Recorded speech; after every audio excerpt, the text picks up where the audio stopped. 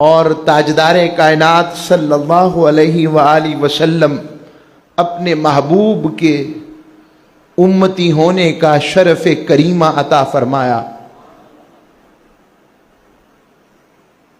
میں آپ سے ایک عرض ضرور کروں گا، کچھ عادتیں اچھی ہوتی ہیں انہیں مت چھوڑا کریں۔ ان میں سے ایک یہ بھی ہم نے بزرگوں کو دیکھا اور دیکھتے تھے، جو بھی مدینے سے آئے، جو بھی حرم پاک سے آئے، پوچھیں ضرور سرکار کی مہمان نوازی کے بارے میں، چاہے آپ سینکڑوں مرتبہ ہو کر آئے ہوں۔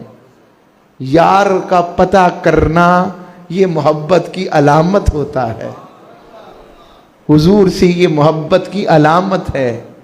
جو جس سے محبت کرتا ہے اس کے ذکر کو بار بار سننا پسند کرتا ہے۔ اور اگر ہم یہی سمجھتے رہیں نہیں میں تو بڑی دفعہ ہو کر آیا ہوں، مجھے کیا ضرورت ہے پوچھنے کی، مجھے تو ہر چیز کا پتہ ہے، نہیں، ابھی آپ صحابہ کے رنگ عشق میں مبتلا نہیں ہوئے۔ صحابہ ہمیشہ، حضرت فاروق اعظم جیسا شخص بھی حضور سے زیادہ، ان سے زیادہ سرکار کے قریب کون ہوگا؟ مگر آپ اپنی دکانداری، آپ دکان کرتے تو دکان، پھر آپ اور آپ کے ایک اور پارٹنر تھے جو اکٹھے مل کر دکان کرتے، انہوں نے باریاں مقرر کی تھی۔ ایک دن وہ پورا دن سرکار کی بارگاہ میں بیٹھتے، یہ دکانداری کرتے، اور دوسرے دن یہ دکان پر بیٹھتے، یہ دکانداری کرتے، اور وہ سیدنا فاروق اعظم حضور کی بارگاہ میں بیٹھتے، اور جو اس وقت وہ سنتے انہیں بتا دیتے، یہ سنتے اور دیکھتے تو وہ بتا دیتے۔ اب کتنا کو بڑا مدینہ ہوگا، آپ خود ہی اندازہ لگائیں نا۔ 5 نمازیں تو لازمی مسجد نبوی میں پڑھتے تھے، اس کے علاوہ اتنی دیر تک بیٹھنا، بس حضور کے پاس بیٹھے رہنا ہے، بیٹھے رہنا ہے۔ کیا ملتا ہے؟ حضور کی نظر مبارک، آقا کا لمس مبارک، قربت مصطفیٰ، محبت مصطفیٰ، کیا کیا ملتا ہوگا؟ تو اس لیے جو مدینے سے آئے، جب آئے، وہ سارے اللہ سب کو لے کے جائے بار بار۔ پہلے یہ میں نے منظر اپنی آنکھوں سے دیکھا ہے، لوگ گھروں میں جا کر کئی دن تک پوچھتے، بتائیں پھر کیسا رہا، کیا کیا کرم نوازی ہوئی، کوئی خاص بات، کو خیر۔ چلیں، یہ میری عادت ہے کہ اس چیز کو میں ابھارتا ہوں پہلے 2 4 5 منٹ، تاکہ خیر کی بات مل جائے۔ آج کا مضمون ہمارا تاریخ کعبۃ اللہ بھی ہے اور حج کا تاریخی پس منظر بھی ہوگا۔ اس کا ایک اور حصہ میں نے ایک نئے زاویے سے آپ کے سامنے انشاءاللہ پیش کرنے کی سعادت حاصل کریں گے۔ اسی حوالے سے میں نے قرآن مجید فرقان حمید کی آیت بینات میں تلاوت کرنے کا شرف، سورہ آل عمران 4 پارہ اور آیت نمبر 96، 97، 96 اور 97 تلاوت کرنے کا شرف حاصل کیا۔ اللہ رب العزت نے ارشاد فرمایا، بے شک سب سے پہلا گھر، ان اول بیت وضع للناس للذی ببکۃ مبارکہ، فرمایا سب سے پہلا گھر جو رب کریم نے، اللہ رب العزت نے لوگوں کی عبادت کے لیے بنایا، وہ یہی مکہ تھا جو برکتوں والا ہے۔ وَهُدًى لِّلْعَالَمِينَ، اور یہ تمام جہان والوں کے لیے اور جہاں بر کے انسانوں کے لیے ہدایت کی سرزمین اور مرکز ہے۔ اور پھر آگے فرمایا اس میں کھلی نشانیاں ہیں اللہ کی، جیسے اس میں سب سے پہلی کھلی نشانی رب باری تعالی اللہ کریم نے خود ارشاد فرمایا کہ اس میں مقام ابراہیم ہے، میرے ابراہیم کا ایک مقام ہے۔ مقام ویسے کھڑے ہونے کی جگہ کو کہتے ہیں، مگر یہاں مقام کہ یہاں حضرت ابراہیم علیہ السلام کے قدموں کے نشان ہیں۔ اور پھر آگے فرمایا اگلی آیت، یہ فریضہ حج کے لیے اتری کہ وَلِلَّهِ عَلَى النَّاسِ حِجُّ الْبَيْتِ مَنِ اسْتَطَاعَ إِلَيْهِ سَبِيلًا، فرمایا اللہ کے لیے اللہ نے لوگوں پر اس گھر کا حج فرض کر دیا ہے جو بھی اس تک پہنچنے کی استطاعت رکھتا ہے۔ جب یہ آیت مقدسہ دوسری اتری، حضور کے ایک صحابی رضی اللہ تعالیٰ عنہ، شاید اقرا بن حابس ہیں رضی اللہ تعالیٰ عنہ، آپ بارگاہ رسالت میں آپ صلی اللہ علیہ وآلہ وسلم میں حاضر ہوئے اور عرض کی یا رسول اللہ افکل عامن،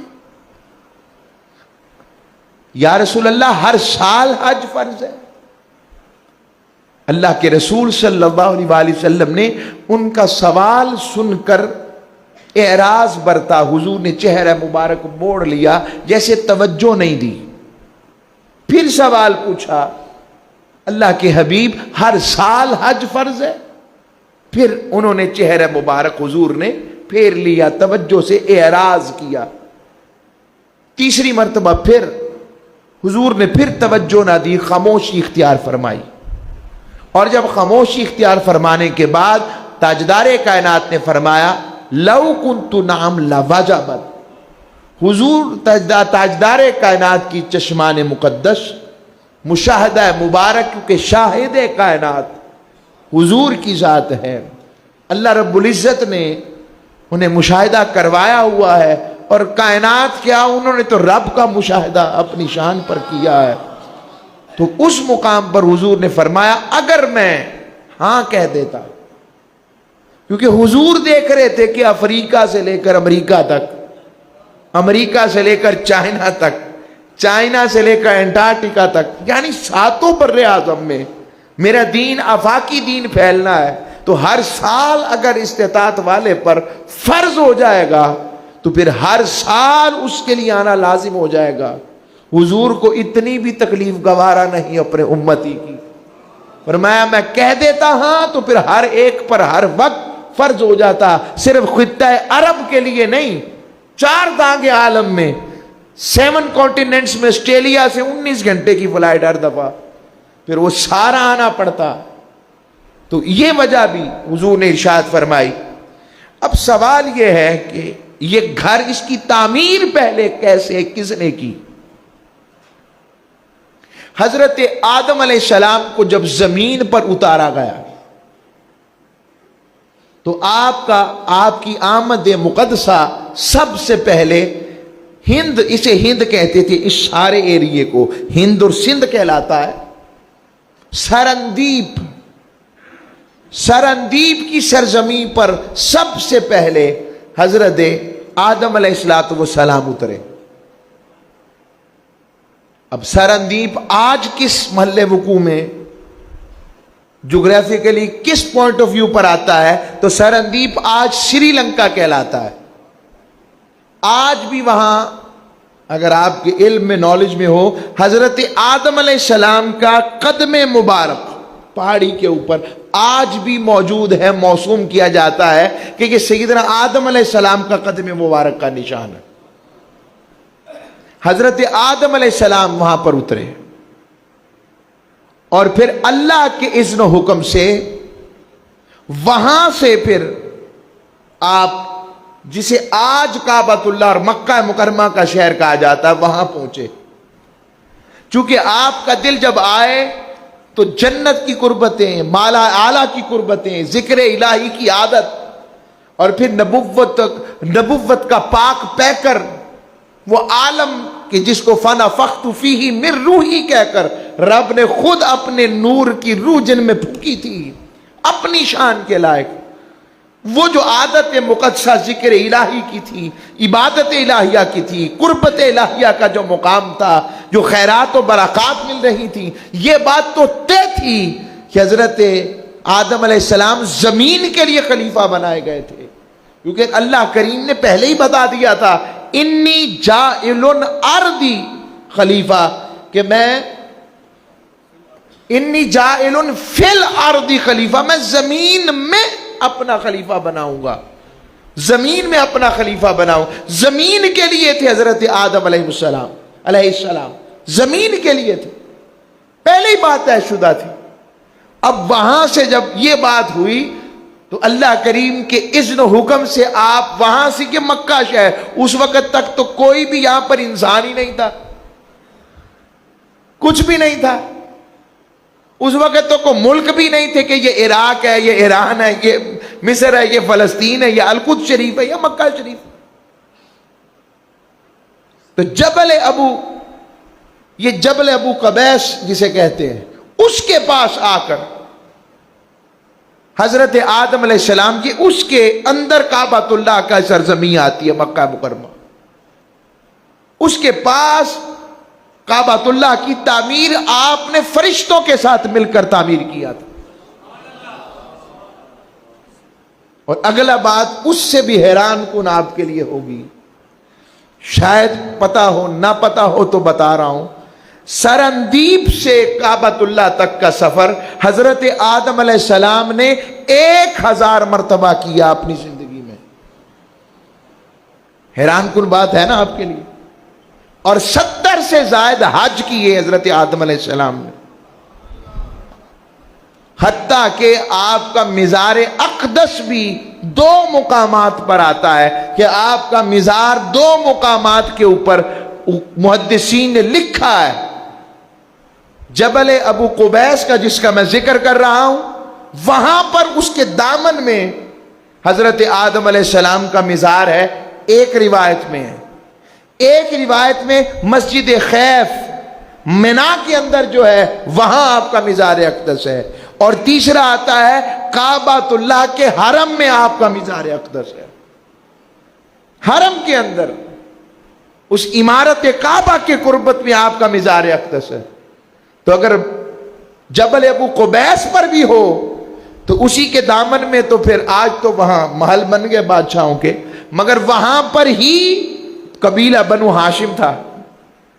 یہ جبل ابو قبیس وہی ہے جس پر کھڑے ہو کر تاجدار کائنات نے حق کی دعوت کا اعلان، وہ کوہ صفا والا، یہی وہ پہاڑ تھا جس پر کھڑے ہو کر حضور نے اشارہ کیا تو چاند 2 ٹکڑے ہو گیا۔ اور یہ بھی بتا دوں کہ بیت المقدس، اس کی بنیاد بھی حضرت آدم علیہ السلام نے ہی رکھی تھی، آپ نے ہی تعمیر کیا تھا۔ اور 40 سال کا وقفہ بنتا ہے کم و بیش حدیث کی روشنی میں، یعنی پہلے کعبۃ اللہ، کعبہ یہ بنا کعبہ، اور اس کے بعد باقی بیت المقدس کو تعمیر کیا گیا۔ چونکہ یہ تاریخی باتیں ہیں، اس میں آگے میں اس پر بات کرتا چلا جاؤں گا۔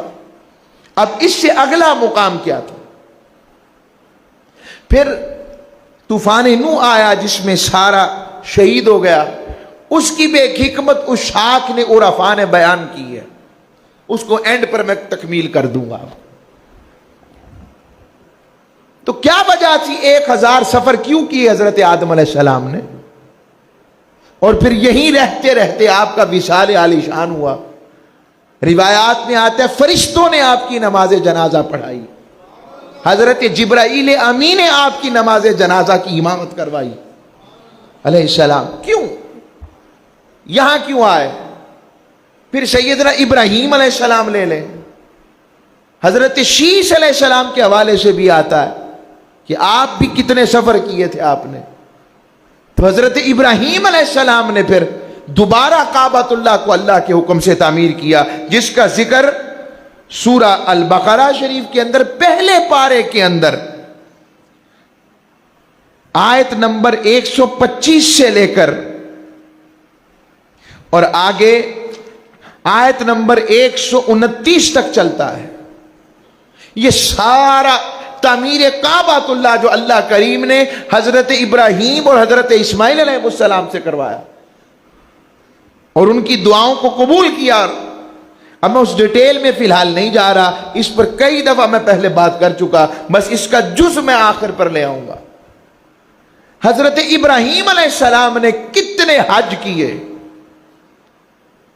حضرت اسماعیل علیہ السلام کا تو مزار اقدس ہی بالکل وہ جو پرنالہ رحمت نہیں ہے جسے میزاب رحمت کہتے ہیں، میزاب رحمت کے نیچے پہلے دور میں وہاں پر سبز رنگ کا پتھر ہوتا تھا.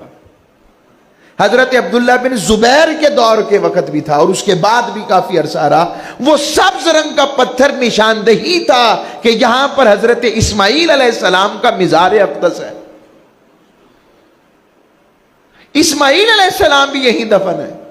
تو ہم کعبۃ اللہ میں رب کا گھر تو دیکھنے جاتے ہی ہیں، مگر رب کے محبوبوں کی زیارت بھی کرنے جاتے ہیں، ان کے مزارات پر بھی جاتے ہیں، اس میں کوئی شک ہی نہیں. اچھا، پھر تاجدار کائنات صلی اللہ علیہ وآلہ وسلم نے خود ارشاد فرمایا، جب آپ نے حج فرمایا، حضور کبھی کبھی صحابہ سے یوں فرماتے اور آپ نے فرمایا میں موسیٰ علیہ السلام کو دیکھ رہا ہوں. آپ نے چادر لی ہوئی ہے، 2 چادروں کا احرام پہنا ہوا ہے، اور آپ فلاں وادی سے چل کر، ایک روایت دوسری روایت میں آتا ہے اکیلے نہیں، 50,000 بنی اسرائیل کے لوگوں کے ساتھ کعبۃ اللہ کے حج کے لیے آ رہے ہیں. یہ آپ کے لیے نئی باتیں ہیں کہ نہیں؟ بولیے. چلیں، 50,000 بنی اسرائیل کے لوگوں کے ساتھ حضور نے فرمایا میں انہیں دیکھ رہا ہوں، میں ان کو نماز پڑھتے دیکھ رہا ہوں. اب اس پر جب یہ بات آئی، پھر حضور نے فرمایا میں حضرت عیسیٰ علیہ السلام کو دیکھ رہا ہوں. پھر آپ نے فرمایا میں حضرت یونس علیہ السلام کو دیکھ رہا ہوں. اور آپ نے اور فرمایا یونس علیہ السلام یا موسیٰ علیہ السلام کے بارے میں کہ آپ سرخ رنگ کی اونٹنی پر سوار ہیں جس کے بال گنگریالے ہیں. اب یہ بات ذہن میں رکھیں، جب تاجدار کائنات صلی اللہ علیہ وسلم کوئی بات بیان کرتے ہیں تو وہ ایزیوم نہیں ہوتا، یہ عصمت مصطفیٰ کے خلاف ہے کہ یہ بس آپ نے ایک ویسے ہی فرضی بات کر دی. ایسا نہیں ہے. 2 چیزیں ہیں اس میں. پہلی چیز، رب باری تعالیٰ نے اپنے محبوب کو کشف و الہام اور اختیارات کا وہ مقام عطا کیا، وہ مشاہدہ کروا دیا کہ جس طرح تاجدار کائنات صلی اللہ علیہ وآلہ وسلم کے لیے زمانوں کو سمیٹ کر ماضی کو بھی حضور کے لیے حال بنا کر پیش کر دیا ہے اور حضور تک رہے ہیں. آپ کہیں گے ابھی بھی تسلی نہیں ہوئی، کوئی اور بھی اس پر دلیل عطا کرے، دلیل دیں. اس طرح ہی جس طرح جب قریش مکہ کے کفار نے کہا کہ بتائیں بیت المقدس کی کھڑکیاں کتنی ہیں، بیت المقدس کی فلاں چیز کا رنگ کدھر ہے، دروازہ کدھر ہے، فلاں چیز کدھر ہے، فلاں چیز کدھر ہے، رب باری تعالیٰ نے اپنے محبوب کے سامنے سارا بیت المقدس پیش کر دیا. حضور دیکھتے جاتے اور سب کچھ بتاتے جاتے. اسی طرح تاجدار کائنات صلی اللہ علیہ وآلہ وسلم نے انبیاء علیہ السلام کو دیکھا، حضور کو دکھایا گیا. اچھا، ماضی کو رب نے حال بنا کر پیش کر دیا، تو حضور جب فرماتے ہیں میں نے جہنم میں فلاں کو دیکھا، جہنم کو فلاں میں دیکھا، فلاں قسم کے لوگ تھے وہ جہنم میں تھے، فلاں کیفیت کے لوگ تھے وہ جہنم میں تھے، فلاں والے عذاب والے جہنم میں تھے، فلاں طبقے کو دیکھا، فلاں برے طبقے کو دیکھا، فلاں کو دیکھا. سوال یہاں پر کبھی کبھی اٹھایا جاتا ہے ابھی تو جہنم کا فیصلہ ہی نہیں ہوا، ابھی تو دوزخ جنت کا فیصلہ ہی نہیں ہوا، وہ تو قیامت کا دن ہونا ہے. تو تاجدار کائنات نے یہ کیا دیکھا تھا؟ ایزیوم کیا تھا، خیال کیا تھا، صرف نظائر سنائے تھے؟ نہیں، جب رب نے کہا انا ارسلناک شاہدا، محبوب ہم نے تجھے گواہ بنایا ہے. شاہد کہتے ہی اسے ہیں جو مشاہدہ کرنے والا ہو، جو دیکھنے والا ہو، سننے والا ہو. کیسے دیکھتا اور سنتا ہے؟ یہ اس کی عطائیں ہیں. اگر اچانک ایک اور بات ذہن میں آ گئی، اب ذرا توجہ سے بات سننی ہے اسی عطاؤں پر. سبحان. حضرت سلیمان علیہ السلام سورہ نمل اٹھائے، اور نملہ جو تھی، جو ملکہ تھی، بیٹھ جائیں، تشریف رکھیں، بیٹھ جائیں. یہ بھی آداب کے مجھے ہم سب کو سیکھنا چاہیے. خطاب کے دوران زیادہ ایک دوسرے سے میں دل بھی نہیں توڑنا چاہتا، اختلاف بھی نہیں، محبت ہے. انتظامی معاملہ اور ہوتا ہے، باقی بیٹھا کر تو وہیں پھر انٹریکشن ہو جائے، انٹرپٹ ہو جاتا. تو سلیمان علیہ السلام، آپ کہیں گے کیسے دیکھ اور سن سکتے ہیں؟ سلیمان علیہ السلام، آپ کا لشکر کتنے میل پر ہے، اور آپ وہاں سے پہاڑ کے اوپر سے اندر جو کالی چونٹیاں کالے پہاڑ کے اندر ہیں ان کی بولی سن رہے ہیں. اور وہ نملہ کہہ رہی ہے، جس کو قرآن نے ذکر کیا ہے، اندر اندر ہو جاؤ، سلیمان علیہ السلام کا لشکر آ رہا ہے، اور کہیں اس کے نیچے نہ کچلی جانا، دھیان کرو. اور سلیمان علیہ السلام یہ بات سن کر مسکرا رہے ہیں. اور سائنس، آج کی سائنس کہتی ہے، آج کی سائنس، کہ چونٹیوں کی بولنے کی کوئی نہیں، وہ بس ان کے اینٹینا ہوتے ہیں، وہ اس پر بات کرتے ہیں، اور اس سے جو ریز نکلتی ہیں وہ ایک دوسرے کی بات سمجھ جاتی ہیں. فزکس کے اندر اس کو بچے پڑھتے بھی ہوں گے اگر میٹریکولیشن والے. 20 to 25 ہرٹز تک جو ساؤنڈ ہوتی ہے نا، وہ انسانی کان سن لیتا ہے. جو فریکوینسی انہوں نے، ہرٹز ایک فریکوینسی ہے، ایک پیمانہ ہے سننے کا، سماعت کا، آوازوں کا.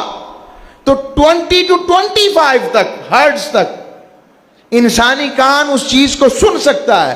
اگر 25 سے زیادہ ہو جائے گا تب بھی اس کی سماعت کے لیے ٹھیک نہیں، اور اگر 20 سے کم ہوگا تو تب بھی وہ سن نہیں سکتا. کیا؟ اونچی آواز سے ذرا. سن نہیں سکتا. یہ معجزہ کمالات اور اختیارات سلیمان علیہ السلام ہے. پہلا کہ آپ کہاں سے کہاں تک کس کی بولی سن رہے ہیں. بولیے. چیونٹی کی بولیاں، چیونٹی کی بولیاں سن رہے ہیں.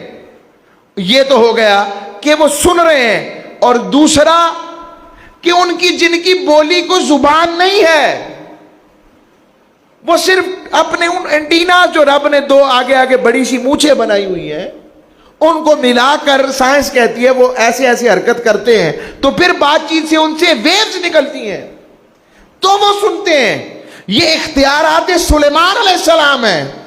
تو میرا سوال ہے، تو پھر اختیارات مصطفیٰ کیا ہوں گے؟ اگر سلیمان علیہ السلام چیونٹی کی بولی وہاں سے کوسوں میل پر سن سکتے ہیں، اور اس ہرٹز میں سن رہے ہیں جہاں پر عام انسانی کان کام نہیں کرتا، بھئی یہ تو سوال ہی غلط ہے نا، کہ اللہ نے عطا نہیں کیا ہے تو بتا رہا ہے نا، اور بتاتے ہوئے اصل میں بتانا چاہتا ہے. لوگوں یہ اختیارات سلیمان ہیں، تو پھر اختیارات مصطفیٰ کیا ہوں گے؟ جو کھجوروں کے خشک ڈلیوں کی باتیں بھی سن لیں، جو ہرنی کی آواز بھی سن لیں، جو اونٹوں کی باتیں بھی سن لیں، حتیٰ کہ پتھر کے بولنے کی آواز بھی سن لیں، اور اعلان نبوت سے پہلے سن لیں، جو حضور کو دیکھ کر پڑھتا تھا السلام علیکہ یا رسول اللہ. آئی بات سمجھ؟ تو اب رب باری تعالیٰ نے زمان و مکان سمیٹ دیے. تو جس طرح آقا کے لیے ماضی حال بنا کر پیش کر دیا، اسی طرح تاجدار کائنات کے لیے اللہ رب العزت نے اس مقام حج پر دکھانے کے لیے جو گزرا ہوا تھا وہ حال کر دیا. اسی طرح جو مستقبل میں ہونا ہے وہ بھی رب نے اپنے محبوب کے سامنے مشاہدہ کھول دیا ہے. آج یہ ممکن نہیں ہے؟ ممکن ہے.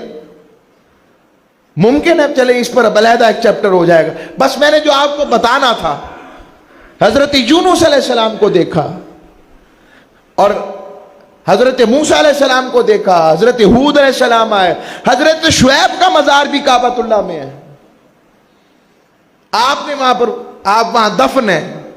روایات میں آتا ہے، اہل علم کو پتا ہے، ابن عساکر کو اٹھا کر دیکھیں، علامہ ابن کثیر کو تو یہ جو مسجد حیف ہے یہاں پر 70 انبیاء کا مدفن کا ذکر آتا ہے کہ 70 انبیاء دفن ہے مقام منع میں، میدان منع میں، جہاں پر 3 دن قیام کرتے ہیں. اب اس پر 2 باتیں پھر کی گئی، ایک تو اختیارات مصطفیٰ ہے اور دوسرا امام ابن حجر اسقلانی نے اس پر کلام کیا، ملا علی علی قاری الحنفی نے کلام کیا. فرمایا جس طرح شہداء با اختیار ہوتے ہیں کہ وہ اپنی عبادات کو بھی اپنی قبروں میں انجام دے رہے ہوتے ہیں، ان کو اختیار ہوتا ہے اپنے ذوق و شوق کے لیے، ذکر الہی کیفیت میں ہوتے ہیں اور وہ اپنے شب و روز کو جو گزارتے ہیں، رب نے یہ طاقتیں اور یہ صلاحیتیں نبیوں کو بھی عطا فرمائی ہیں. اور فرمایا اگر تمام نبیوں کو یہ عطا ہے تو پھر تاجدار کائنات کے اختیارات کا عالم کیا ہونا چاہیے. یہ اس نکات کو سمجھا کریں. حضور نے نہیں فرمایا میں نے موسیٰ علیہ السلام کو دیکھا کہ وہ قبر میں وہو قائم یصلی فی قبری، وہ اپنی قبر میں کھڑے ہوئے نماز پڑھ رہے تھے یا درود پڑھ رہے تھے، دونوں ٹھیک ہے. دیکھا تو کیا بتاتا ہے کہ جسم کا تعلق نبیوں کا روح سے جدا نہیں ہوتا، اگر جدا ہو جاتا ہے. اور ایک اور بات، کئی ذہنوں میں یہ غلط فہمی بیٹھ جاتی ہے. میں ایک جگہ بات کر رہا تھا تو وہ کہنے لگے ہم اس چیز کے قائل نہیں ہیں جو آپ کہتے ہیں کہ نبی اپنی قبر میں قید ہے. آپ تو نبیوں کو اپنی قبر میں قید مانتے ہیں کہ چھوٹی سی قبر میں قید ہے. نعوذ باللہ من ذالک، میرے منہ میں خاک. ایک سوال اشکال آیا، آپ کے ذہنوں میں بھی آیا ہوگا، یار یہ کیا بات ہوئی. اسی لیے تو وہ قول یہ ذہنوں میں کہ ہم تو جنت میں مانتے ہیں. اس سوال کا جواب بھی تاجدار کائنات نے دیا ہے عام مومن کی روشنی میں. فرمایا جب مومن سوالوں کے جواب دے دیتا ہے نا، جو منکر نکیر آتے ہیں جو سوالوں کے جواب پوچھتے ہیں، تو جب وہ جواب دے دیتا ہے تو اللہ کریم اس کی قبر کو ہی 70 ہاتھ تک، فٹ 70 ہاتھ کھول دیتا ہے. اور حضور نے فرمایا یا تو یہ قبر جنت کے باغوں میں سے باغ ہے یا دوزخ کے گڑھوں میں سے گڑھا ہے. پہلے تو اللہ کریم ہم سب کو اس قبر کے عذاب سے، وحشت قبر سے اپنا پناہ عطا فرمائے، خصوصی فضل والا رکھے. اب دوسری بات، یہ تو حضور نے مومنین کی بات کی ہے، تو جو ہوئی ریاض الجنہ میں،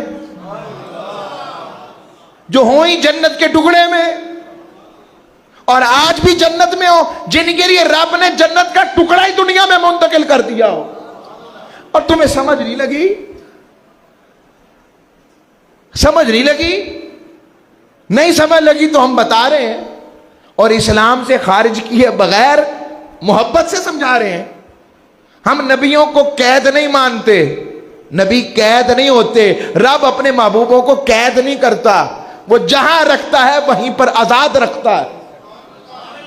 اور 4 دانگے عالم میں جن کا سکہ آج بھی چلتا ہے. حضور نے کیوں پھر فرمایا ان اللہ حرم علی الارض ان تأکل الاجساد الانبیاء فنبی یرزق حی و یرزق. فرما اللہ نے زمین پر حرام کر دیا ہے کہ وہ نبیوں کے جسموں کو کھائے. اللہ کا نبی زندہ ہوتا ہے اور انہیں رزق دیا جاتا ہے اور رزق دیا جاتا رہے گا. جب رزق اسے ہی ملتا ہے نا جو وہاں ہو. جنت میں بتانے کی کیا ضرورت ہے؟ جنت میں تو ویسے ہی رزق ملنا ہے. اور لفظ ہے ان اللہ حرم علی الارض، یہ نہیں کہا کہ علی الجنہ، دونوں چیزیں پیش کر دیں. زمین پر حرام کر دیا ہے کہ نبیوں کے جسموں کو نہیں کھانا. نبی زندہ ہوتا ہے ہم مدینے پتھروں سے ملنے نہیں جاتے، ہم تاجدار کائنات کو ملنے جاتے ہیں، کوئی اس میں دوسری رائے نہیں۔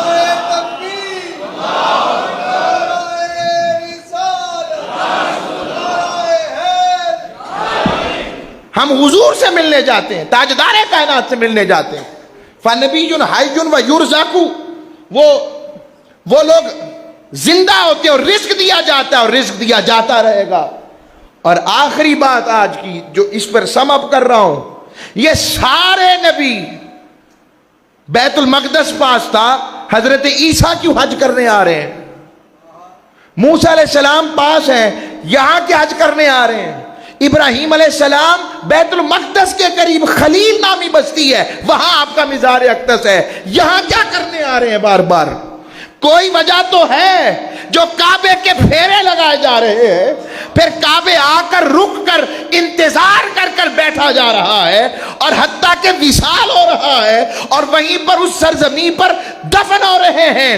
اس ساری وجہ ایک ہے، ان کو پتا تھا کہ اس سرزمین پر مصطفیٰ آنے والے ہیں۔ ہر نبی اپنی نبوت کا کام کر کر، کار رسالت ادا کر کر مکے آ کر اپنا وقت گزارتا کہ حضور شاید میرے دور میں آ جائیں۔